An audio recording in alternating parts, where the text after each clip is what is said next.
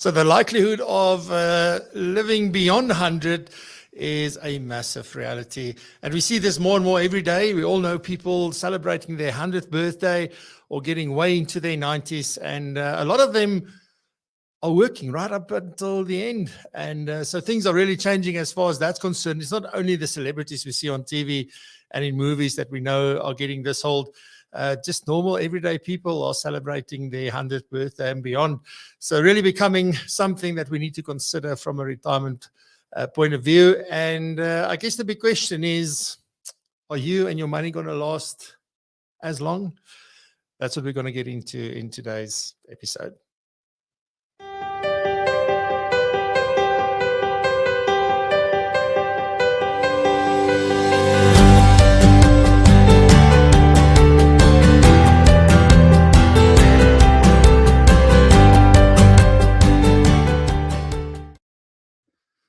Good morning. Good morning. What a beautiful Friday morning. I don't know, the birds were singing from early on this morning and the sun just recently started peeking its head out. So yeah, it's going to be a fantastic Friday and a good weekend. I hope, I think when is the Springboks playing? I think it's this weekend already in Nelspruit or somewhere. So good luck to them. But anyway, a warm welcome to you. Thank you for joining us this morning live. I really appreciate it. And if you're watching the recording, I appreciate it just as much. But yeah, let's get into today. Really an exciting show today. I've got Wynand Gouws as our special guest. He recently wrote a book on 200 and beyond, and excited to get into that and talk a little bit about that, as well as a bit of his journey as a certified financial planner and what he's done over the last 20 odd years. So really looking forward to that. Then we also have Norma. Norma is going to talk to us about how beliefs hold us back. We have Nikki McDonald from the FPI. I'm going to share 7 technologies that you need to consider for your practice. And then I'm going to get into the conversation with Wynand. So before we do all of that, let us say a warm good morning. Good morning, Terence. Hope you're all doing well, or you doing well. Jonita, good morning. Nice to see you. Thanks for saying hi. Albert, good morning. Nice to see you. Mark, Simon, lucky to see you. Propulsion people. Good morning, David. Hope you're doing well. Good morning, Quibus. Hope you're doing well. Philip, good morning. Welcome to the show. Nice to see you. And Dr. Ufaru Mucheka, happy to see you here as well. And I hope that you're doing well. Alrighty, so without any further ado, let's get started with current affairs and hear what Nikki has to share with us this morning.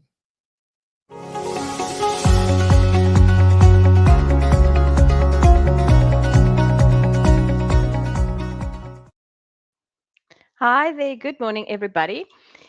So National Treasury at long last released a set of 4 draft tax bills for public comment at the end of last week.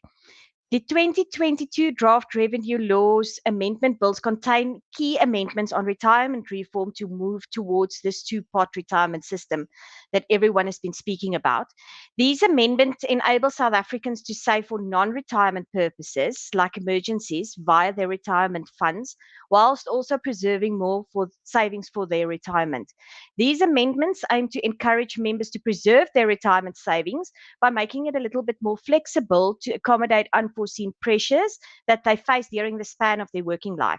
So it will make it possible for workers not to resign from their employment merely to access their retirement funds, which is a big problem, and would assist members during a crisis like COVID, where many employments face reduced salaries to access some of those funds.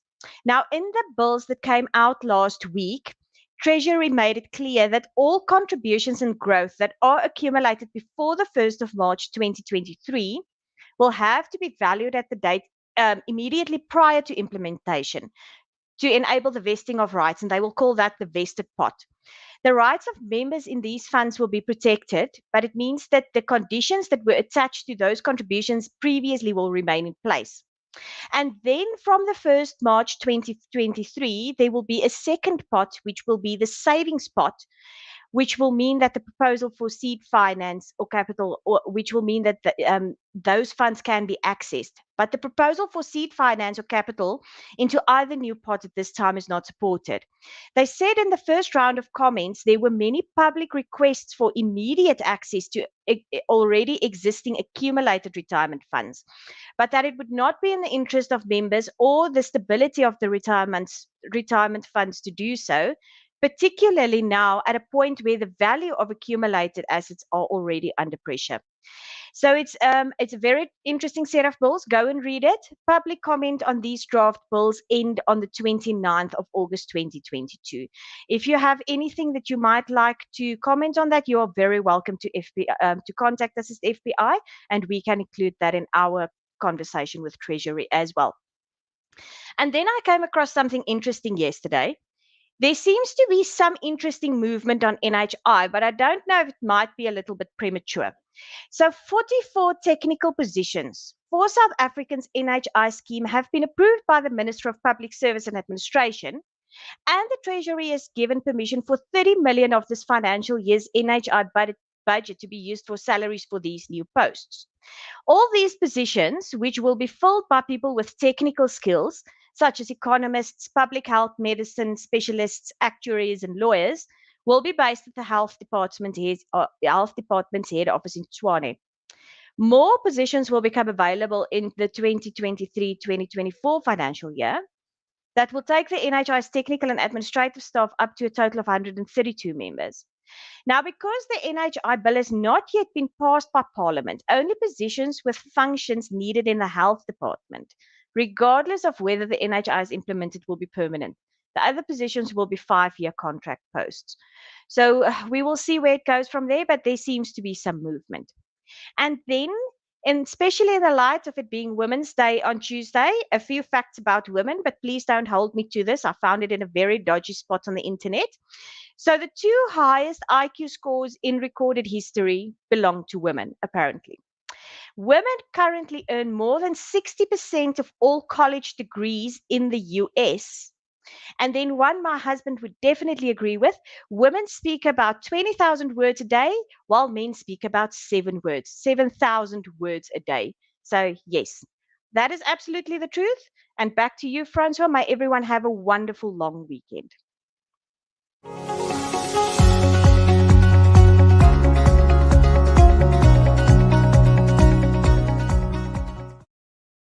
I do believe it's more 7 words than 7,000 words, but let's leave it at that. Thank you very much, Nikki, for some insightful information this morning. Have a fantastic weekend and enjoy Women's Day on Tuesday. So next up, we have Norma, and Norma is going to talk to us about how beliefs hold us back.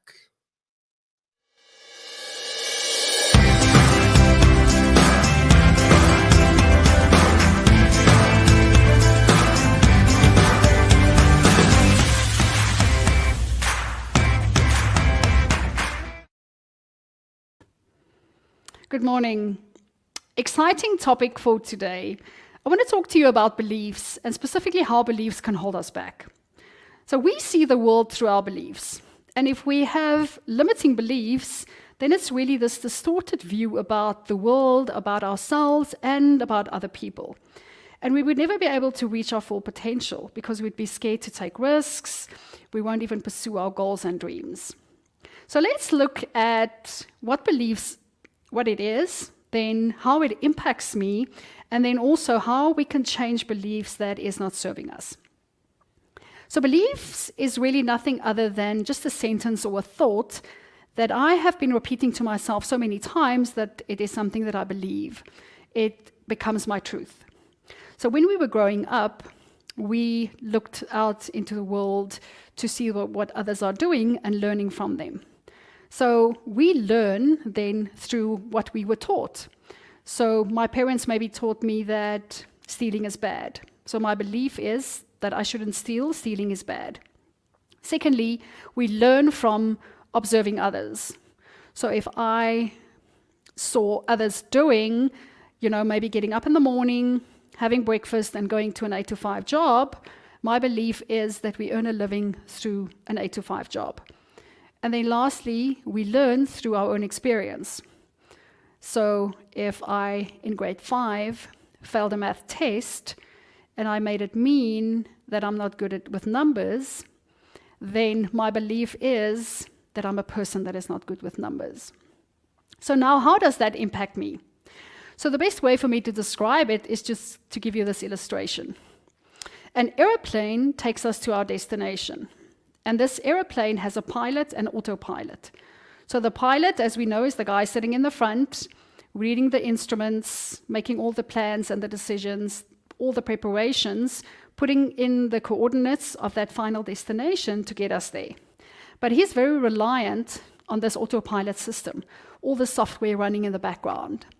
And that software running in the background better be updated, current and accurate, because that is the information that is going to be fed through to the pilot, which ultimately makes the decisions. So it really can be disastrous if the pilot makes decisions on false information. So now, for us, our mind takes us to our destination. And our mind also, let's look at it as a pilot and an autopilot. So the pilot is our developed brain, that higher thinking brain. So that's that part of our brain that makes decisions, that sets the goals, that makes plans, that really goes after our goals, that is very concerned with our long-term well-being. Now, this part is very reliant on the autopilot, which is our beliefs and our programming. And if our beliefs and programming is something that's not serving us, it's not current, and it's not accurate, and it's not updated, that information gets it is fed through to this part of us that makes the decisions. And then all of our decisions that we make on a daily basis is going to be based on something that is maybe not true and is not serving us. So how do we go about then changing beliefs that is not serving us? So the first important thing is always to gain awareness. So to gain awareness of beliefs, we can either do it through a coach, which can help you get to the root and to belief systems, or you can just, do it through self-awareness. So a couple of questions I can recommend is something like, what is my beliefs about myself? What do I believe about the world? What do I believe about the business I'm in? What do I believe about the industry? What do I believe about my ability to create the life that I envision? What do I believe about parenting? Those are the type of questions that will bring all your beliefs to the surface. And then, once you're aware of that specific belief, now is the opportunity to actually challenge that belief, to start asking questions. And just get curious about that belief. So we can ask ourselves questions like, why do I believe it? Why is that maybe not even true? And then maybe where in my life is there evidence to the contrary of this belief? Where is there actually times in my life where I was actually good with numbers? So those are just a couple of questions just to get you started. So I think beliefs are so important, and beliefs, as I've just explained to you, is really, that thing that we base all our decisions and our plans and our goals on. So it's so important to make sure that we have beliefs that are serving us and that is accurate. And then we're in so much better position to make the life decisions and get to our goals. So thank you for being here. I loved this topic, and I'll be back next week. Have a good weekend.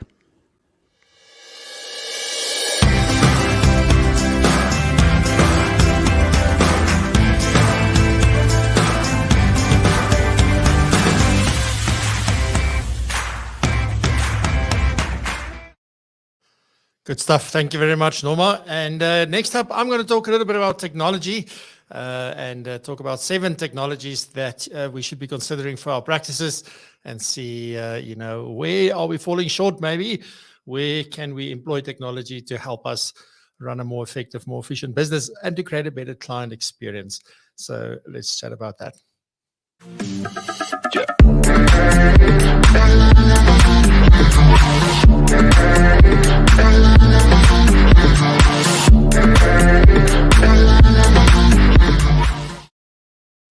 As you know, I love technology, and forever playing and researching and looking at different things that we can use. And particularly in my business, I don't run a practice anymore, but I guess a business is a business, and there's loads of processes and information that needs to be managed, and things that needs to be kept in a certain way, and things that needs to be automated, and all sorts of stuff. And the only way we can really do that effectively and efficiently is often through the use of technology. So just 7 of the technologies. Some of these things are going to go, yeah, Francois, I've got this, but I want to say a couple of things about this.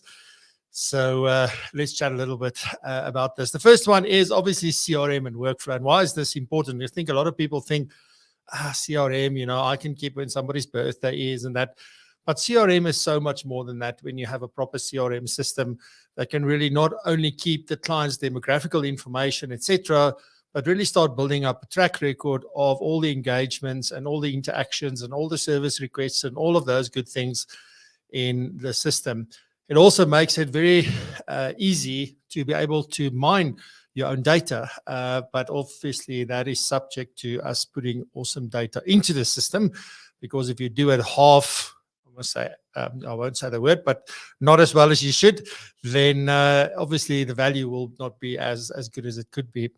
But really important for that. And then also, if you build your processes and your workflows into this, and often, workflows can be separate systems and CRMs can be separate, or they often build into one, then you sort of have your training program for new assistants or new staff that comes in. Because if you can read, you can follow the steps, and you can make sure that you don't miss a step. So quality, things falling through the cracks, all of those things then gets managed. But also one can really identify trends from the data, so that you can look at which processes needs attention and that needs review, etc. So if you want to run a proper business, this is absolutely crucial and critical. CRMs are not the yellow pages. It's one of the things it does, but it does so much more. And often also then, if you sort of go to the next part is communication, you often need that data to personalize and customize information. We live in an era of hyper customization and personalization from that point, and you can only do it if you have the right data. So all of these systems start talking to each other. And I don't think that communication tools, although many CRMs will allow you to communicate. I was chatting to somebody yesterday about Zoho. I mean, what he was telling me, it's amazing. But often, even though a system may offer everything, it's not to say that in your instance it is the best thing to have. It might be, it might not be. But communication tools are very important. And with communication tools, I'm not really talking about meetings and things like that. I'm more talking just around how do I communicate, contact, give feedback, gain feedback, that kind of stuff through communication. So communication technology is absolutely critical, and also to be able to measure the success of these communications. And actually, I would probably include in communication something like bulk reporting to clients. In other words, doing consolidated investment reporting as an example, because that's part of communicating with clients. So what do you do from that point of view? So very important to consider technology for that. Then obviously, I guess this is how we make our money, is through planning. So just important to consider that as well. And, what kind of planning? More estate risk planning? Is it more investment planning, retirement planning? Is it everything?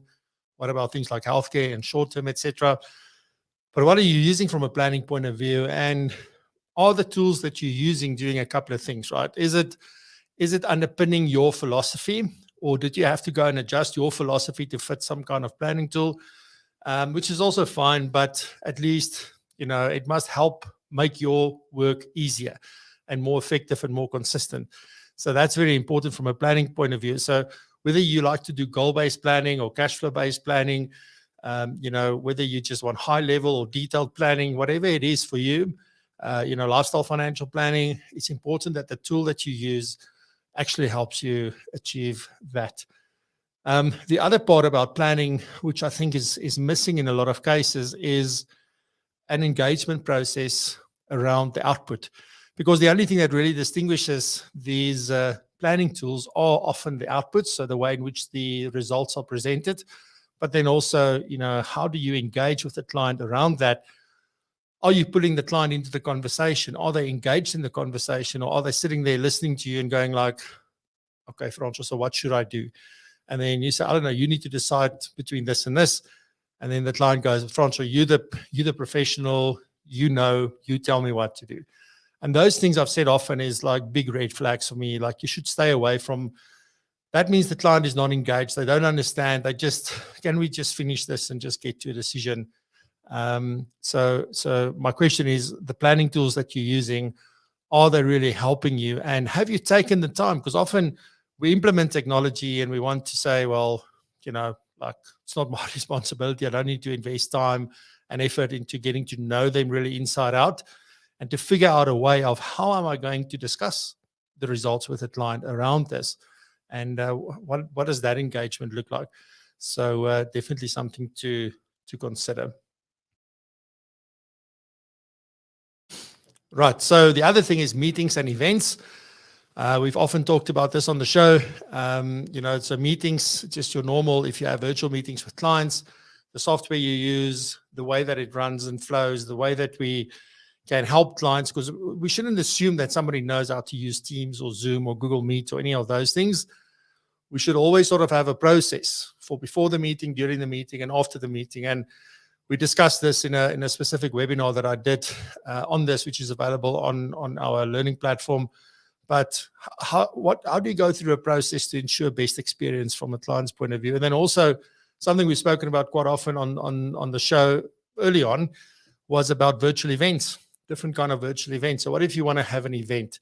Call it a webinar if you want, or an event or a session or whatever it may be, but it's not a meeting, it's with multiple people.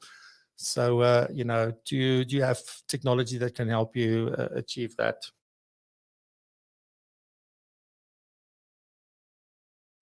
Alrighty, then the next one is revenue management, very important. And you could include in your accounting, which is also important. But accounting for me focuses more on the expenses of the business instead of focusing on the revenue. Because at the end of the day, if you look after your revenue, you understand your revenue, you have revenue targets, it sorts out everything else. You get to focus on one thing instead of focusing on multiple things.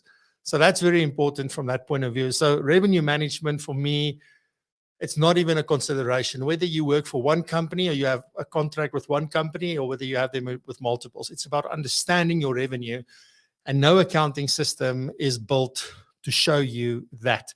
So this can show you a multitude of things. And also the data that underpins this help you make decisions around your target market. It helps you make decisions around segmentation, value proposition, all of it. So absolutely crucial to have a proper revenue management system.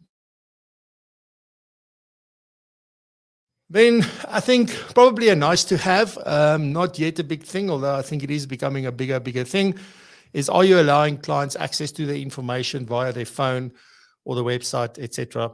So just something to consider as well. A lot of the systems do allow for this, and it's an option that's already available. Everybody's got client portals, etc. So it's just something to consider. You can integrate it into your website. You can have it white labeled, all sorts of stuff. So definitely something to consider. Pressing the wrong button there, sorry. And then the last thing for me is marketing. Very important from that point. And marketing is a wide thing to talk about, right? So whether it's social media or whether it's your bulk emailing systems or whether, whatever it may be, but definitely thinking about marketing. How are you putting yourself out there? So two main things here are things like, how do you enhance your referability? How do you make sure that you show up consistently in the same manner? Like, what do you do in order to create that first impression from that point of view? And then also your website is very important because, like, I think too few people are really spending time on crafting a great website with great information that makes sense and that speaks your target client's language, etc. So those are definitely two things that are extremely important from that point of view. So those are the 7 technologies that I think you should be thinking about and considering. And keen to hear your thoughts and your opinions. So please share them down in the comments. It'll be great to hear about that. And then, right after this, just got a couple of announcements, and then I'm going to speak to Wynand.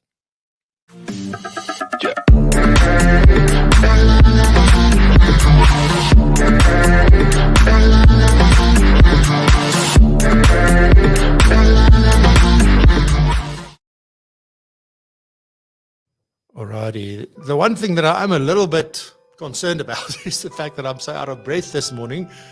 I've been exercising now for quite a while and it's going very well. But yeah, that was not an announcement. Let's get into the announcements, right? So the first thing is obviously the Propulsion Summit. Very, very important. It's now 2 weeks out. The 23rd of August is the date.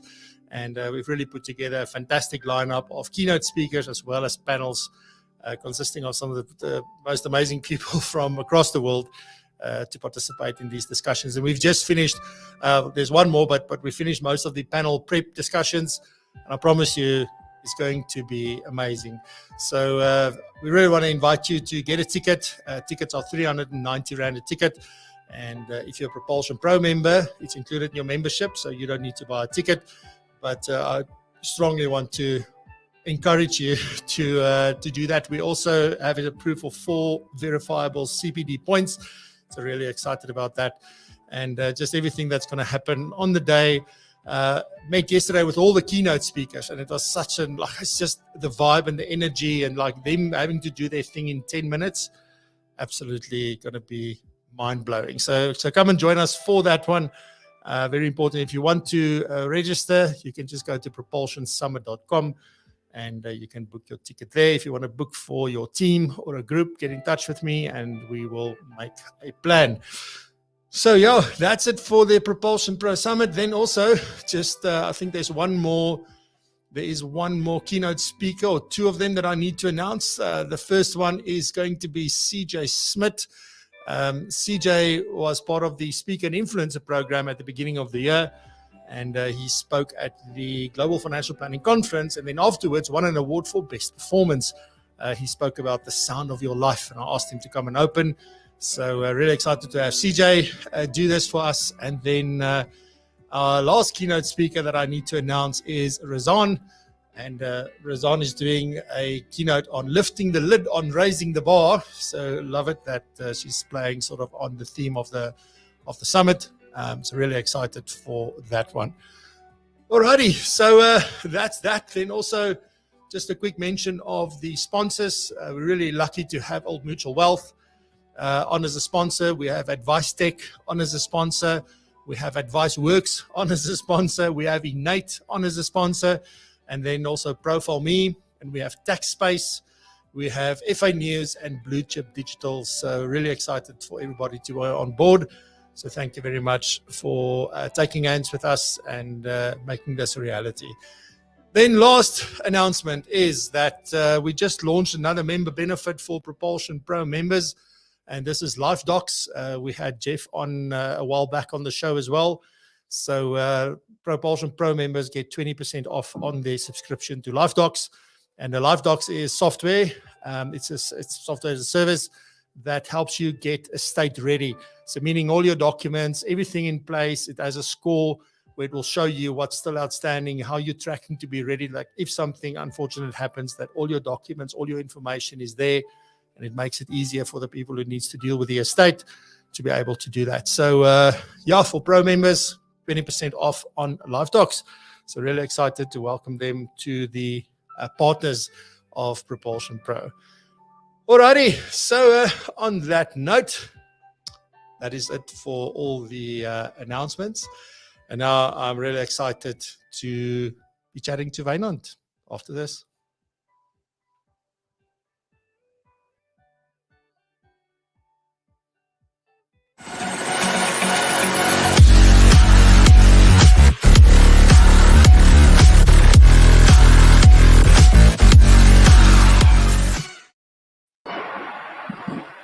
Good morning, Wynand. Hi, morning, Francois. Morning to all the participants this morning. Good stuff. Welcome, welcome. Very nice to see you. And yeah, like people were talking before the show a little bit about, is it gold? Is it not gold? And then for us from the Free State, this is not gold. So I don't know. Where do you find yourself, Wynand? I was interested here in Joburg. The sun is really up and it's nice and bright. In Cape Town, it's starting to get nice and bright, but it's a cool and crisp morning.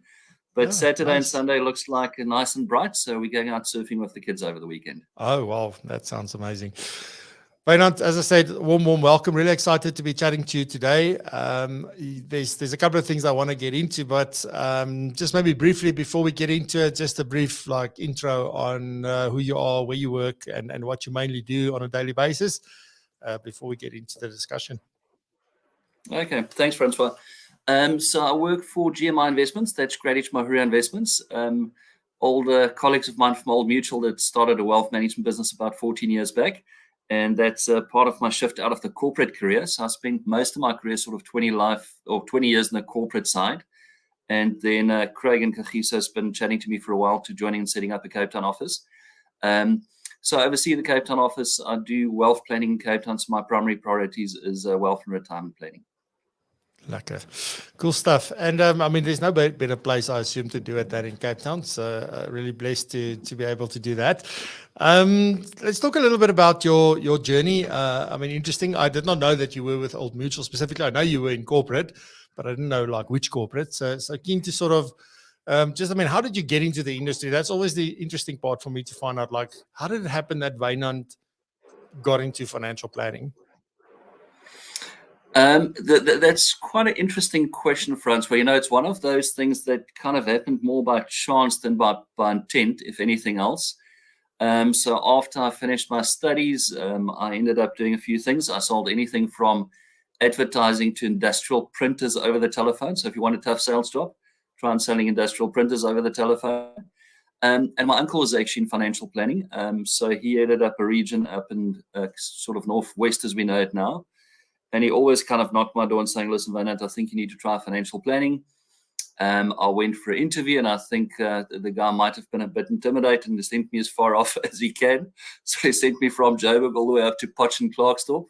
I sort of said to myself in Potch, listen, great, but I'm going to be there for a year. After a year, they kind of moved me to Klerksdorp to start sort of grinding at the edges. And I kind of said to myself, I'll be there for a year. And I ended up sort of 2 years later back in Joburg, particularly on the investment side, which was my sort of area of focus and passion. And I finished that time. I don't think many people online have done ILPA. So in 2000, I finished my ILPA. So bright and early on, and obviously sort of continued from there. Nice.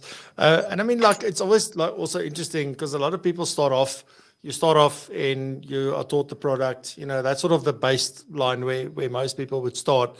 And then I forgot it right. It took you about 10 years before you did your ILPA. What got you to do that? What led you to that decision? Was there some insight of realization or something that happened and that you went you know what, I've got to go do this? What got you to that point?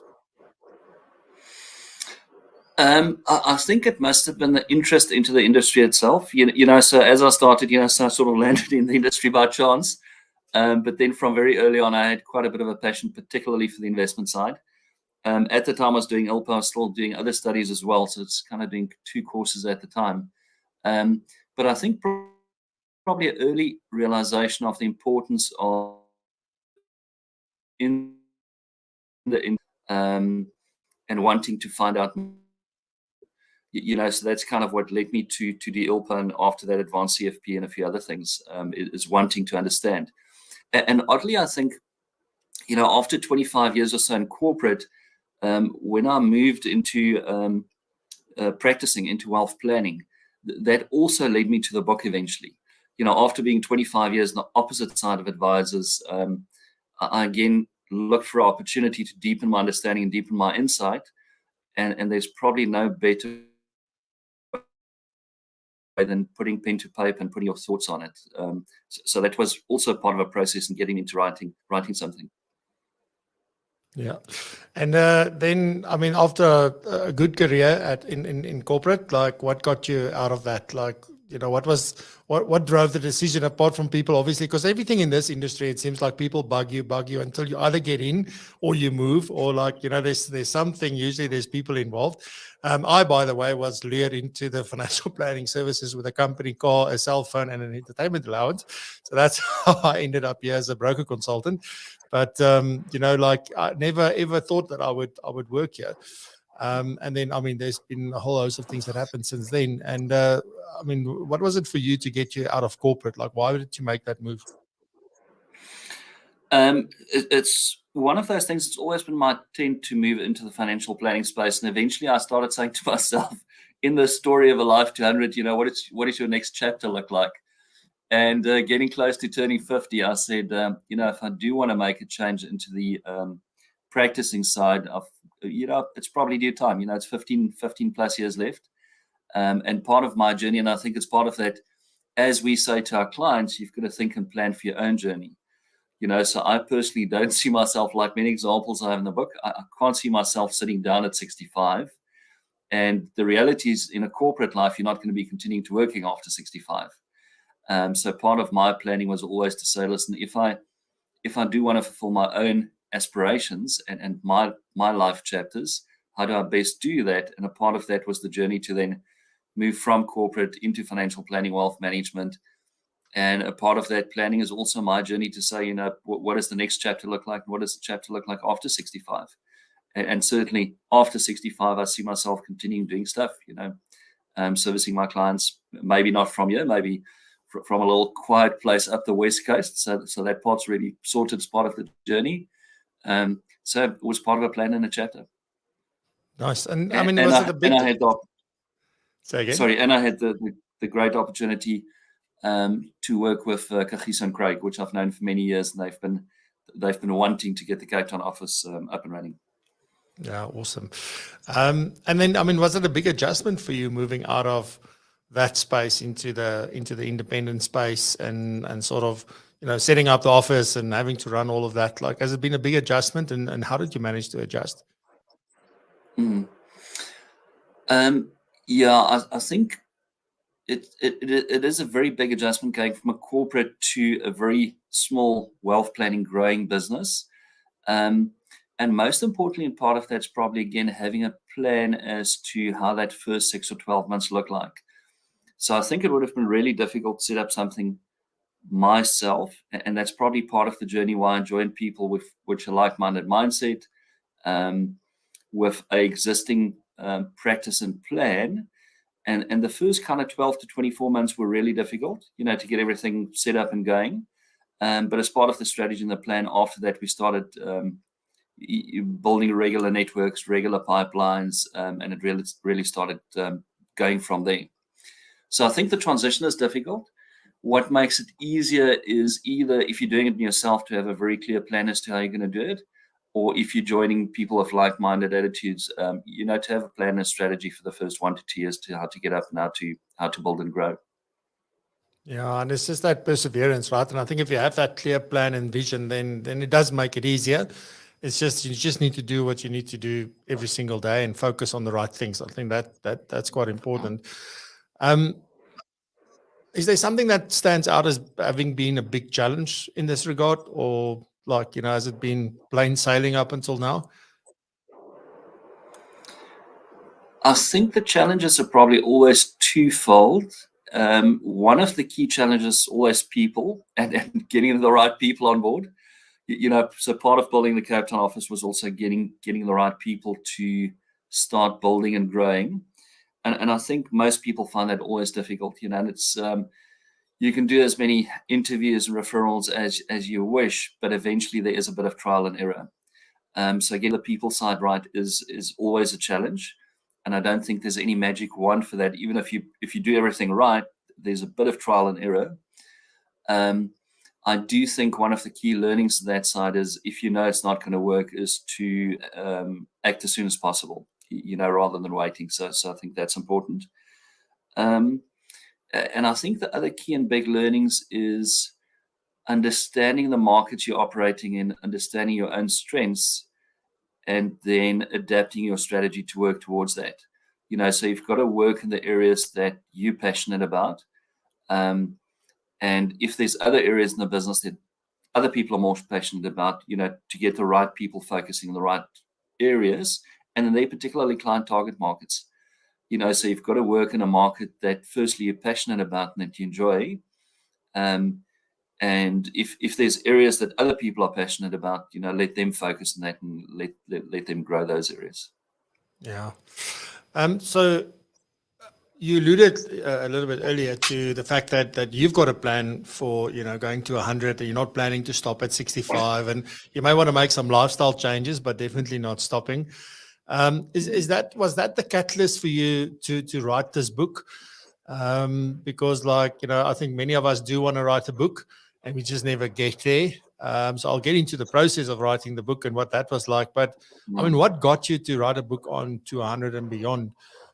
Because I think it's a brilliant title. I love the cover of the book. It's really amazing. The two sort of pulls on there. The one's just a pull. The other one's got money in it. Like, are you going to last? It's amazing. Yeah. So how did you get to that? Yeah. So it was also always part of my plan when I joined, and I think that's part of the intent. Having an intent and a strategy. So the strategy was always twofold. To leverage the strength of the GMI brand and to build relationships from there. And the second one is in GMI, we do a lot of media work, and it probably does two things. It doesn't always, I think people sometimes think it just generates business and you just get leads. That's a part of it, but I think the more important part is it does build your profile and brand. So from starting on early, I did write regular articles, got it out to the media, and got some decent coverage from that. So that was the start of starting to write. And importantly, particularly if you're working up in the high net worth affluent space, I can see when I get to clients, they've done their research. They've been on the web, they've read an article, and already you've got some credibility even before the conversation starts. So that definitely works. The intent to write a book is maybe a bit of in the family. So the whole family is the media side. My dad used to be in the media all his life. My brother's in the media. He's actually teaching in university on media and evolution in media. So there's maybe a bit of writing blood in the media, a bit of writing blood in the family. Not everybody has that, but it's a bit of a passion to write. I also you never get the chance. So again, maybe a bit of luck. When COVID hard lockdown hit, we went to a little space in the West Coast, and the kids were chased off the beach by the police, so you couldn't do anything. I took the dining room table, I set it up in a bedroom, and I physically started writing the chapters. Sort of listed and saying what I think it looks like, and I started writing and finished it basically in that time in lockdown. And the topic, maybe back to your question, it's always been an area of interest. Is the fact that people are living longer. So even in my presentations before that, we regularly do presentations. It's something very real that on a daily basis we're seeing people are living longer. And I think it's still an underestimated reality that people are not getting to grips with. Most people don't believe it, but if you look at what's happening around you, both the hard data and the just evidence, it's reality. So that kind of triggered me to focus on 200. Yeah. And let's get a little bit into the book. The book is available at the moment. It's been launched a while back, and we'll get to where people can get hold of it. But I want to sort of hear from you. I've made a few notes that I want to talk about specifically, but from your point of view, what are some of the key messages in the book? Like, what were some of the key things that you felt like I have to get this across because it's absolutely crucial? Like what are some of those? The key initial part is probably just helping people understand the reality that longevity is increasing. So if you look at the data and if you look at the numbers, 1950 people lived up to 45 was the life expectancy. If you look kind of 70 years later, life expectancy increased to 65. So over a period of 70 years, life expectancy has increased by almost 25 years. So I think that starts to just raise the point to people and saying there's a massive shift in longevity, and have I thought about this? Then I'll also provide some practical examples, just in saying if you're a male, female, how long are you expected to live? And if you're a couple, it sort of brings the point home and saying most people are going to live up to 90 or so. So there's lots of data reinforcing the point and saying people are living longer, and I bring that across in different ways. And also very practically, practical and from Star Trek, going to space at the age of 90. People in this audience, probably everybody knows Warren Buffett and Charlie Munger. Now, Buffett is early 90, Munger's late 90, and they run one of the biggest companies in the world. So if you think about it, these guys can retire. They've got all the means to retire. So it's also not about the point in saying people have to work longer. There's a big group of people. Sir David Attenborough, he's also in his 90s. He's also said, listen, he's not going to stop working. So I think the first point I wanted to bring home is saying, reality, you are probably going to live longer than you think, and there's a massive increase in longevity. Every 10 years, life expectancy increases by 3.5 years. So you need to think about longevity is the first point. Then the second part of the book, the key message is think about your life chapters. So I spoke earlier about mine, but I think that's probably the key message in the book is saying, if you think about life in the traditional way, it's no longer about the point in saying retirement's a line in the sand. At 65, you start retiring. It's about saying, what are the chapters after 65? And once the client, their spouse, partner, family starts thinking about life after 65, and what do those chapters look like, you can then start thinking about what a plan looks like for after 65. Because it's very different developing a plan in the old view of saying you retired at 65 and you need income for 30 years or 20 years, versus you retired at 65, you're going to live longer, and you're doing different stuff in different chapters. The first chapter might be continue to work, continue to do other stuff. That's a very different plan to somebody that intends to stop working. So a big part is you're living longer. 65 is not a line in the sand, retirements we know it. What do the chapters look like after 65? Once we've got an understanding of those chapters, we can then as planners develop a better plan to support that. And just interesting, back to Sir David Attenborough, like it was interesting to say, like I think he said, like if I was doing a specific job, like the shuffling coal or something like that, then I would stop at 65. But I get to travel the world, experience, like why would I want to stop, basically? And so I think that does lead to, like, you have to be intentional also with what you're busy with, right? So I think there are some people who can't wait to stop because they really don't like what they're doing. But does that mean when I get to 65 that now I don't have any options anymore? Like now that's it. I chose for 40 years to do this one thing that I really didn't like, but it paid the bills, got my kids through university, etc., etc. And then they can't see that they have another chance or another career in them at 65. Like, do you have any of those kind of conversations with people? Yeah, I think the point you make, Frans, was very important. It's back to that point which we know is, there's no single answer for everybody. So I've got a combination of people with different life chapters, so just thinking back about a meeting yesterday, it was with a retiree sitting just before retirement, and her scenario is yours. It's the one you just mentioned. It's kind of someone who's done something for the last 30 years, but she clearly realizes that after retirement, she's forced to do something else. So in her scenario, it's about developing the other skills, the other things, and she's got many potential other plans we can work on, but that's her position's more forced by not being in the financial position to do it, versus other people, many clients who at 65 or way before have a different view, just saying, I don't want to stop. Either I'm going to continue doing stuff in my current field of work, consulting, or doing something similar to what I have done, or doing something completely different in a different field of work. So yes, I think most importantly, there's no one answer. Some people continue because they have to, and it's important to assist and guide them, or with other strategies one can. But increasingly, people I deal with in the retirement space, many of them want to continue doing some stuff, be it on a more permanent or less permanent basis. But it's because they just don't want to stop at 65. What do you do for the next 20 to 30 years if you start thinking about that? Can you really retire for 25 or 30 years? Many people are in that space. And what do I do for that next 20, 25, 30 years? And I think there's loads of people that they had this plan, and then they get there and then they retire, and then 2 months later, it's not what they thought retirement is, and they would rather go and start doing something again as well. I think if you've been busy and you're driven by certain things, like that never goes away. Because I'm turning 47 this month, and it feels to me like, I still feel like I did when I was in matric. So there's no difference on the inside. The outside is a different story to tell, but the rest of it is, and I think once you get there, I don't know if the expectation is that you'll feel old and you'll feel, sort of tired and stuff, but I think when you get there, you realize it's nothing different from the day before you retired. It's exactly the same thing. And I know there was research done where they showed that people, if they showed a picture of you like that was sort of through artificial intelligence, they've aged you in that picture. People that they showed that picture to of themselves started putting away more money towards retirement than people who didn't have that.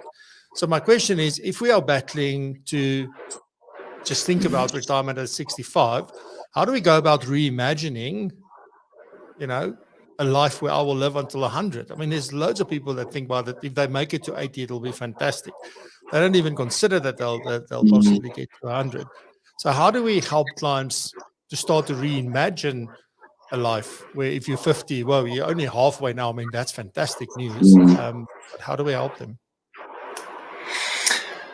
I think a big part of that, you say, is helping them reimagine and thinking about what happens after 55 or 65, or whatever that number is.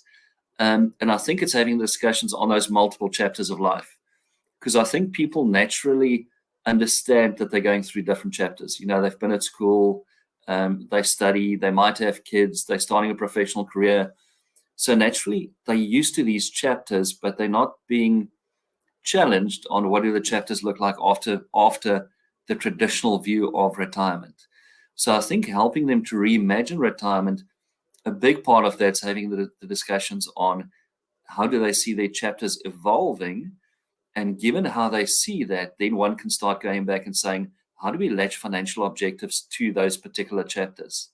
Because it's very difficult to say, you're going to retire at 65, let's develop a plan for that, versus saying, what does it look like? After 65, what are you going to be doing? Okay, I'm going to be traveling for the first 5 years. Then I might come back, might do a bit of consulting. I might be moving between 2 properties, and then I eventually want to sell 1 property. And the family's got a bit of health history, so I do see myself maybe later on I need to go to a retirement home. But if you start unpacking what that looks like, it's a lot easier to then go back, because you say the financial numbers are people just don't get to grips with it. Then you can say, fine, understanding your different chapters, what are the financial needs in those chapters, and what is the income flows either that you have or need in those different chapters, and how do we build a balance sheet for it? So I think reimagining is about them thinking about what happens after the 55 or 65, whatever their traditional retirement date is. And as we know, that's the big challenge.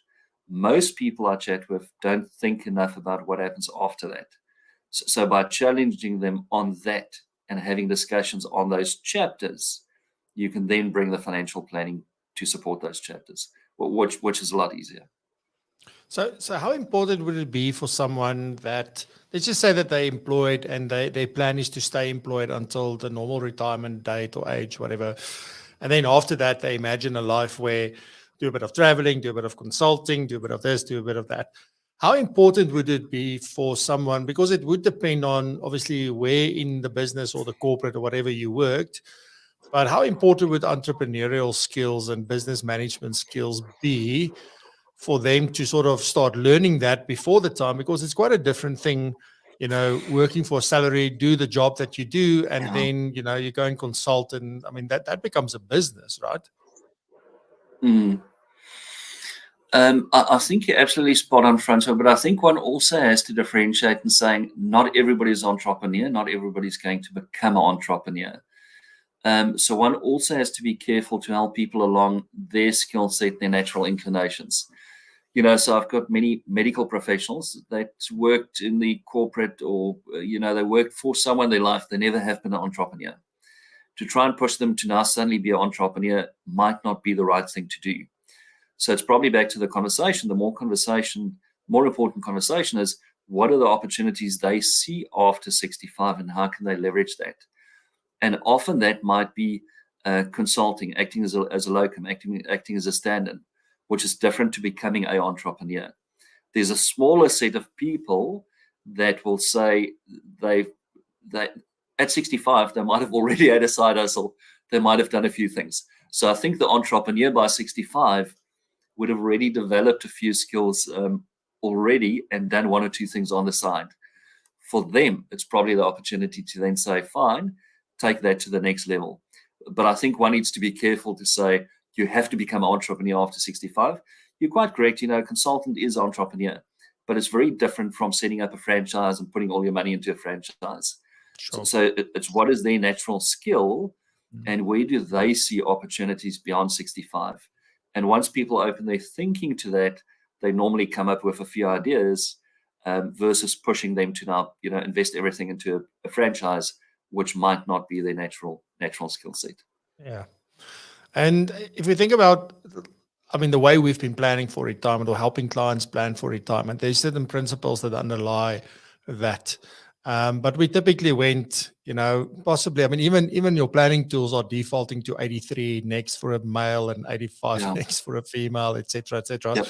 So, are the principles that we apply if we want to plan to 100 and beyond, do those principles remain the same? It's only the term that differs, or are there some additional principles, or are some of the principles, have they changed if we want to plan for 100 and beyond? I think, many of the tried and tested principles are probably correct. I think the key thing to test is often assumptions and how you look at planning. So let's just go back to key assumption. If you're retiring at 65, you're living for 20, 30 years, that's long term. Long term, you need to take appropriate risk versus de-risking. So the principle of if you're investing for long term, you need appropriate risk remains right. You need to apply that to a longer time frame of thinking at retirement. I think so there's two key issues, but let me maybe just highlight two. The one is you're absolutely right on the planning tools. If you pull out a planning tool, it says to you 81, one or two is now kind of saying into the 90s. But as a premise, when I'm dealing with older clients, I'm saying you have to plan up to 90. The probability of a couple or one of you living into your 90s is 25%, so you have to think about 90. So that's very important. If you're dealing with a younger couple, because of the continued increase in longevity, a couple in 40 should plan to 100 because of this continued increase in longevity. So I think you have to challenge those assumptions. The second part where planning tools, most of what I've seen is relatively weak, is accounting for tax appropriately after retirement. So most of the planning tools plans for tax before retirement. Use your RA contributions, get the maximum tax benefit before retirement. But that creates problems after retirement. So I think where you need to think carefully is about the assumptions and appropriate tax planning after retirement. If you have a client with 10 million rand in assets and all of it is from a pension fund, he can get significantly less income than a client with 10 million, half pension, half discretionary because of tax. And that's the one area maybe where principally, I think we're still thinking inappropriately about planning for tax after retirement. And our tools, most of them don't appropriately allow for that. One or two does, but I think in that area, we need to challenge principles and assumptions. And just a note, I see Carol's note on the, and I think she's spot on, is the younger generation actually get this. They kind of live life in different chapters, and they might be saving in different ways, but they are planning for life very differently to people that grew up in an age where mom and dad retired at 55 and they didn't do anything. And that's maybe the frame of reference is mom and dad. If you're 65 at the moment, your mom and dad retired at 65, they stopped, they didn't do anything. So those people increasingly realize or want to do something else, where the younger generation are thinking about it very differently. Yeah. So there's also going to be an article in the review of the book in the Blue Chip Digital or Blue Chip magazine in its next issue, which will now be in August. Is it September? I can't remember, but it's the one that's coming out now. So you can also read more about the book there. And then obviously, Wynand, where can people get hold of the book? Easiest is they can just Google the book 200 and Beyond, and it comes up most places. If you want to buy it in the shop, it's an exclusive books. If you want to buy it online, the best price is on Take-A-Lot. But it's basically available in many outlets. Bookshop, easiest exclusive, and online, the best price, Take-A-Lot. And even Amazon Kindle, I saw. So fantastic. Yeah, I've had some friends buy it.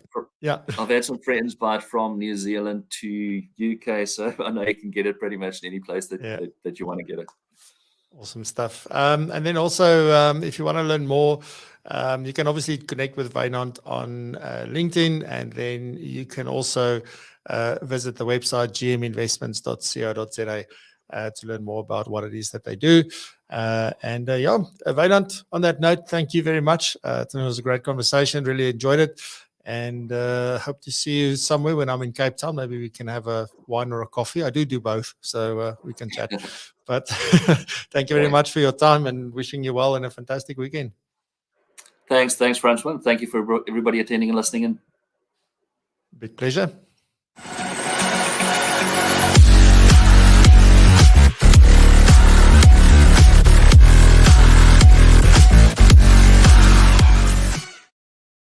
And just like that, again, the end of another episode. This was episode 185. Can you believe it?